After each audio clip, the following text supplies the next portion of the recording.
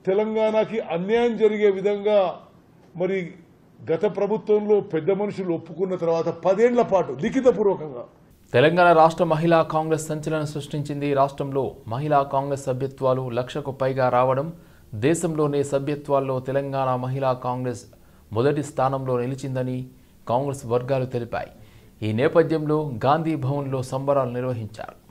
దేశంలోనే సభ్యత్వాల్లో అగ్రగామిగా తెలంగాణ మహిళా కాంగ్రెస్ నిలిచిందని స్టేట్ మహిళా కాంగ్రెస్ అధ్యక్షురాలు సునీతారావు తెలిపారు.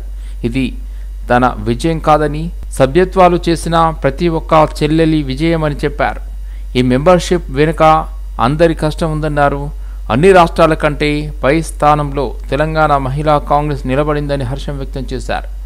ఇక 1,00,000 సభ్యత్వాలు దాటిన సందర్భంగా బ్యాండ్ టపాకులతో ఆటపాటలతో పెద్ద ఎత్తున గాంధీ భవన్లో అన్ని జిల్లాల నుండి మహిళలు పాల్గొన్నారు.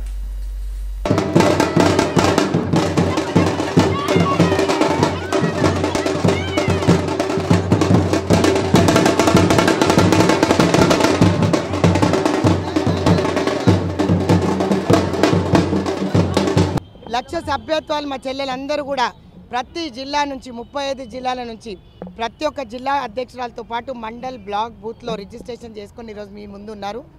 ఇదే విధంగా మహిళా కాంగ్రెస్ అధ్యక్షురాలుగా నేను చాలా గర్వపడతాను. ఒక బీసీ బిడ్డకి అవకాశం ఇచ్చిన ఉత్తమ్ కుమార్ రెడ్డి గారు కానీ రేవంత్ రెడ్డి కానీ నిజంగా కూడా ఓబీసీలను ముందంజలో ఉంచుతారనే దానికి దీనికి నిదర్శనం. నేను మనసారా రేవంత్ అన్నను కూడా అభినందిస్తున్నాను.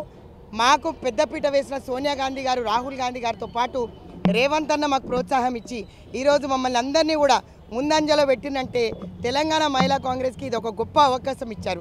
రాబోయే కాలంలో బీసీలందరికీ కూడా పెద్దపీట వేస్తానని చెప్పేసి మన అధినాయకుడు రేవంత్ రెడ్డి గారితో పాటు బట్టి గారు చాలా ప్రోత్సాహం ఇచ్చారు. కాబట్టి బట్టి అన్నకు, రేవంత్ అన్నకి అందరికీ కూడా మనసారా కృతజ్ఞురాలిని. అదేవిధంగా నిజంగా చూడాలంటే ఈ విజయం మా చెల్లెనిది, నాది కాదు. 5,000 సభ్యత్వంతో నేనుంటే మా చెల్లెళ్ళు అందరూ కూడా ఈరోజు కష్టపడి జిల్లా అధ్యక్షురాలే కానీ, కార్యదర్శులే కానీ, మండల్ బ్లాక్ బూత్తో పాటు ప్రతి ఒక్కరూ ఈరోజు ముందు ఉండి సభ్యత్వ నమోదు చేపడం, ఊరూర్లు తిరిగి ఈరోజు కాంగ్రెస్ పార్టీ ఎంత బలోపేతం అయిందనేది ఈ సభ్యత్వాలతో తెలియజేశారు. కాబట్టి అందరికీ మనసారా కృతజ్ఞతలు తెలియజేస్తున్నాను. అదేవిధంగా 24వ తారీఖున అల్కా లంబా గారు వస్తున్నారు. సో ఎగ్జిక్యూటివ్ కమిటీతో పాటు ఇక్కడే సభ ఉంటుంది గాంధీ భవన్లో. కృష్ణా గోదావరి జిల్లాలను పొరుగు రాష్ట్రం ఆంధ్రప్రదేశ్ తరలించుకుపోతున్న తెలంగాణ సర్కార్ ముద్దు నిద్రపోతుందని మాజీ మంత్రి హరీష్ రావు సంచలన వ్యాఖ్యలు చేశారు. రాబోయే వేసవిలో తెలంగాణకు 123 టీఎంసీలు, ఆంధ్రాకు 9 టీఎంసీల నీరు విడుదల చేయాల్సి ఉందని అన్నారు. మొత్తం 132 టీఎంసీల నీరు కావాల్సి ఉండగా నేటికి శ్రీశైలం, నాగార్జున సాగర్లో ఉన్న నీరు కేవలం 100 టీఎంసీలు మాత్రమేనని తెలిపారు. తీర్మానం చేసి ఏడాది అయింది. ఏడాది నుంచి మన చేతుల్లోకి దాన్ని తీసుకోవడంలో ఎందుకు మీరు ఫెయిల్ అవుతున్నారు? నిజంగా అది మన చేతిలో ఉంటే కుడికాలం నుంచి 10,000 క్యూసెక్కులు రోజు వాళ్ళు తీసుకుపోరు కదా. ఆ రెగ్యులేషన్ మీ చేతిలో ఉంటుంది కదా. ఇది మీ చేతగానితనం వల్ల, మీ నిర్లక్ష్యం వల్ల రేపు తెలంగాణకు పెద్ద దెబ్బ తగిలే ప్రమాదం ఉన్నది. ఇవాళ సాగర్ కేంద్ర బలగాల ఆధీనంలో ఉన్నప్పుడు కేంద్ర అనుమతి లేకుండా ఇష్టారాజ్యంగా నీళ్లు తరలించుకుపోతా ఉన్నారు. ఈ విషయాన్ని మరి నువ్వు కేంద్ర ప్రభుత్వాన్ని అడగవు, చంద్రబాబు నాయుడును అడగవు. అంటే నీకు చంద్రబాబు నాయుడు అడగాలంటే నీకు ధైర్యం సరిపోతలేదు, కేంద్ర ప్రభుత్వాన్ని అడిగే దమ్ము నీకు లేదు. ఇప్పుడు అక్కడ ఉన్నది ఏంది? సిఆర్పిఎఫ్ బలగాలు. ఎవరి అవి? కేంద్ర ప్రభుత్వమి. అది ఎవరు రెగ్యులేట్ చేయాలి? కేఆర్ఎంబి. అది ఎవరి ఆధీనంలో ఉంది? కేంద్ర ప్రభుత్వ ఆధీనంలో ఉంది. Then why are you not asking? అటు కేంద్రాన్ని అడిగే దమ్ము లేదు, చంద్రబాబుని అడిగే ధైర్యం లేదు నీకు. మరి నీ నిర్లక్ష్యం వల్ల, మీరు నోరు మెదపకపోవడం వల్ల ఈ రాష్ట్రంలో పంటలు దెబ్బతినే ప్రమాదం ఉంది. ఎగరమంటే విపక్షం మీద వికార భాషలో జానెడు ఎగురుతావు. మా మీద ఎగురుతుంటాడు కదా ప్రతిపక్షం మీద. వికారమైనటువంటి భాషలో ప్రతిపక్షాల మీద మాత్రం బాగా ఎగురుతుంటావు. ఎగరాల్సిన చోట ఎగరడానికి చేతనవుతుంది నీకు. ఇప్పుడు ఎగరాల్సింది ఏడను? కేంద్ర ప్రభుత్వం మీద ఎగరాలి. ఆంధ్రప్రదేశ్ యొక్క అక్రమ నీటి వాడకం మీద ఎగరాలి. ఎగరాల్సిన చోట మాత్రం ఎగురుతలేవు, ప్రతిపక్షం మీద విపక్షాల మీద మాత్రం ఎగురుతూ ఉంటావు, వికారమైన భాషలు ఎగురుతుంటావు నువ్వు. గిరిజనులు ఆరాధ్య దైవం సంత్ సేవాలాల్ మహారాజ్ జయంతిని అధికారికంగా నిర్వహించేందుకు కృషి చేస్తానని కేంద్ర మంత్రి కిషన్ రెడ్డి తెలిపారు. హైదరాబాద్ రవీంద్ర భారతిలో జరిగిన సంత్ సేవాలాల్ జయంతి వేడుకల్లో కేంద్ర మంత్రి కిషన్ రెడ్డి, ఎంపీలు ఈటెల రాజేందర్, డీకే అరుణ తదితరులు పాల్గొన్నారు. దేశ చరిత్రలో గిరిజనులకు ప్రత్యేక స్థానం ఉందని, భారతీయ సంస్కృతి సంప్రదాయాలను కాపాడడంలో విదేశీయులు దండయాత్ర నుండి దేశాన్ని కాపాడే ప్రయత్నంలో ఆదివాసీల పాత్ర కీలకమన్నారు.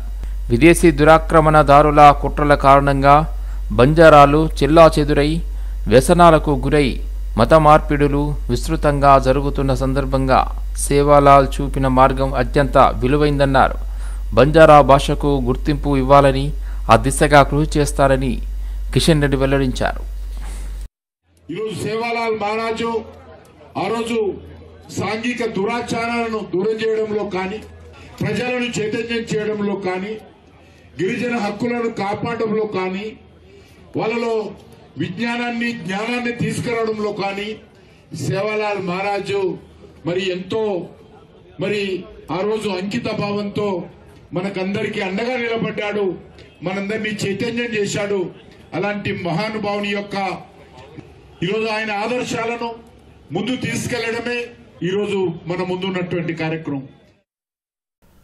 మలిదశ తెలంగాణ పోరాట అమరవీరుడు సిరిపురం యాదయ్య 15వ వర్ధంతి కార్యక్రమాన్ని ఉస్మానియా యూనివర్సిటీలోని ఎన్సీసీ గేటు వద్ద నిర్వహించారు.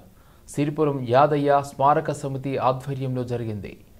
ఈ కార్యక్రమంలో ఎమ్మెల్సీ ఎన్ రమణ హాజరై యాదయ్య చిత్రపటానికి పూలమాలలు వేసి నివాళులర్పించారు. రాష్ట్ర ప్రభుత్వం తక్షణమే ఉస్మానియా యూనివర్సిటీ ఎన్సీసీ గేట్ వద్ద సిరిపురం యాదయ్య విగ్రహాన్ని నెలకొల్పాలని డిమాండ్ చేశారు. అలాగే ఎన్సీసీ గేట్ను సిరిపురం యాదయ్య గేటుగా, ఆ మార్గాన్ని యాదయ్య మార్గంగా నామకరణం చేయాలని డిమాండ్ చేశారు. ఇంత పెద్ద ప్రాంగణం నుంచి సీఎం రేవంత్ రెడ్డి గారికి డైరెక్ట్గా విజ్ఞాపన చేస్తున్నాం. అయ్యా సీఎం గారు, మీకు తెలుసు సిరిపురం యాదయ్య ఇక్కడే ప్రాంగణంలో ఆత్మ బలిదానం చేసుకుని ప్రపంచం యావత్తు తెలుసు. కాబట్టి ఒక 3 డిమాండ్లు పెట్టినాం. సిరిపురం యాదయ్య స్మారక సమితి గుర్తింపుగా ఎక్కడైతే బలిదానం చేస్తుండో అక్కడే విగ్రహ ప్రతిష్టాపనకి వెంటనే అనుమతి ఇవ్వాలని మీరు రాసిన లెటర్ కూడా ఉందని, కానీ అఫీషియల్గా చూపించట్లేదు. గౌరవ మంత్రివర్యులు పొన్నం ప్రభాకర్ గారు మీకు డివో లెటర్ రాసినారు. ఆ లెటర్ కొంచెం పెండింగ్ ఉన్నది. రమణ గారికి లెటర్ ఇస్తాను, పరిచయం చేస్తారు. కాబట్టి సిరిపురం యాదయ్య విగ్రహ ప్రతిష్టాపనకు అనుమతి ఇవ్వాలి అని ఓయి గేట్ దగ్గర. రెండో డిమాండ్, ఈ ఉస్మానియా యూనివర్సిటీ గేటుకి సిరిపురం యాదయ్య గేటు నామకరణం చేయాలని. మూడవది, ఈ ప్రాంగణాన్ని మొత్తం కూడా సిరిపురం యాదయ్య మార్గ మీరు అఫీషియల్ అనౌన్స్మెంట్ చేయాలని, దీనిని వితిన్ ఒక 1 మంత్లోనే చేయాలని మీకు వేదిక నుంచి మీడియా ద్వారా విజ్ఞప్తి చేస్తున్నాం. 2010 ఫిబ్రవరి నాడు ఇచ్చినటువంటి ఆత్మార్పణకు నిజమైన త్యాగానికి నిండే నివాళులు అర్పించాలని చెప్పాలంటే, ఉద్యమకారులను గౌరవించాలని చెప్పండి. ఎక్కడైతే తన ఆత్మ బలిదానం చేసిండో ఆ స్థలంలో ఒక విగ్రహం ఏర్పాటు చేయాలా.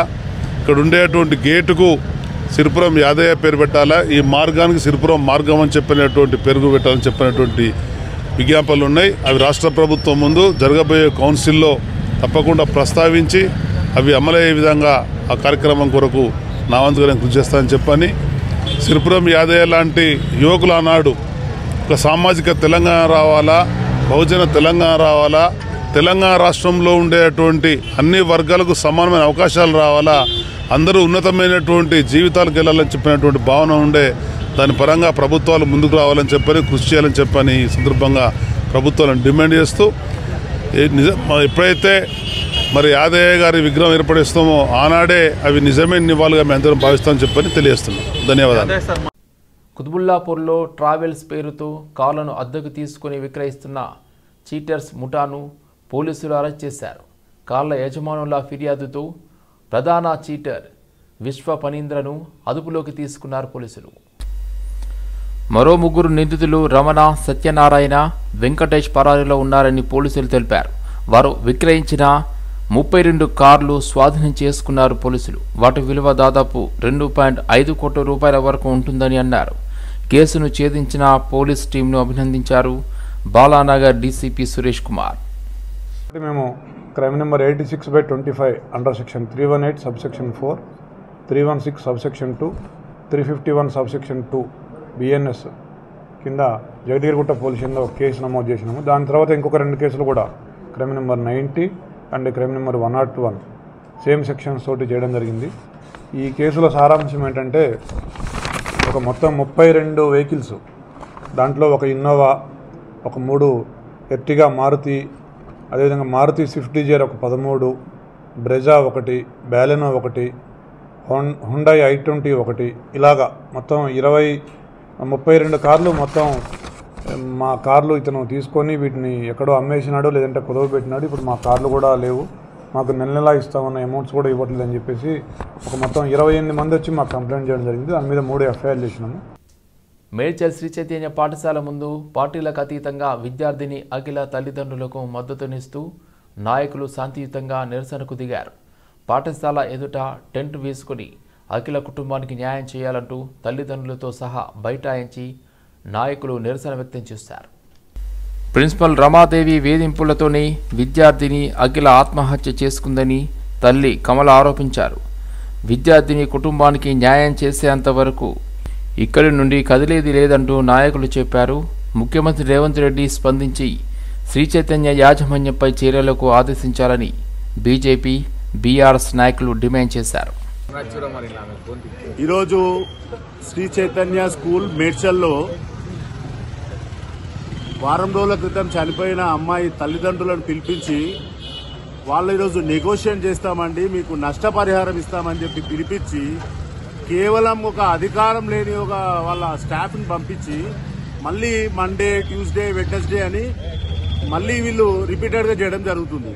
మళ్ళీ ఈ శ్రీ చైతన్య వాళ్ళు జరిగిపోయిన నష్టాన్ని పూర్తి చేయకుండా ఈరోజు ఎవరైతే ఇతర విద్యార్థుల తల్లిదండ్రులు ఉన్నారో వాళ్ళని విమర్శపూర్వకంగా వాళ్ళని తీసుకొస్తున్నారు. కాబట్టి యాజమాన్యం ఈ సందర్భంగా మేడ్చల్ మొత్తం పుర ప్రజలందరూ కూడా శ్రీ చైతన్య విషయంలో సీరియస్గా ఉన్నారు.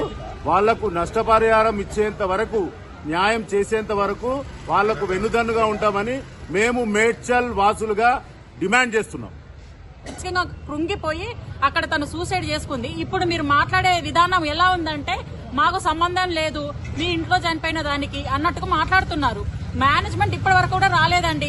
ఇప్పటి వరకు కూర్చోబెట్టి నిన్న వస్తే ఏమన్నారు, రేపు 10 గంటలకు రండి అన్నారు. రేపు 10 గంటలకు మాట్లాడతాము, మా యాజమాన్యం వస్తుంది అని అన్నారు. సరే అని ఈ రోజు వచ్చినాం. 10 గంటలకు వస్తే ఇప్పుడు 1:30 అవుతుంది. ఇప్పటి వరకు కూడా ఎవరు పత్తకు లేరు. మళ్ళీ ఏమంటున్నారంటే మండేకి పోస్ట్ పోన్ చేస్తున్నారు. మళ్ళీ మండే వస్తే మళ్ళీ ఇంకొక రోజు, మళ్ళీ థర్స్డేకి పోస్ట్ పోన్ చేస్తారు. అంటే ఆ తల్లిదండ్రులకి ఇంకా ఇదేనా?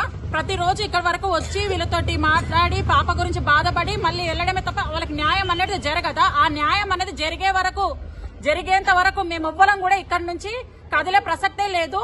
ఇక్కడే కూర్చుంటాము, రాత్రి కూడా ఇక్కడే ఉంటాము ఖచ్చితంగా. ఖబర్దార్, శ్రీ చైతన్య స్కూల్ యాజమాన్యానికి చెప్తున్నాము, న్యాయం జరిగితేనే సరే, లేకపోతే ఇంతకంటే కఠినంగా చర్యలు ఉంటాయి చూడండి మీరు. అంతర్రాష్ట్ర మహిళా డ్రగ్ ఫెడ్లర్ను సైబరాబాద్ పోలీసులు అరెస్ట్ చేశారు. బెంగళూరుకు చెందిన శతాబ్ది మన్నాను అరెస్ట్ చేశారు పోలీసులు.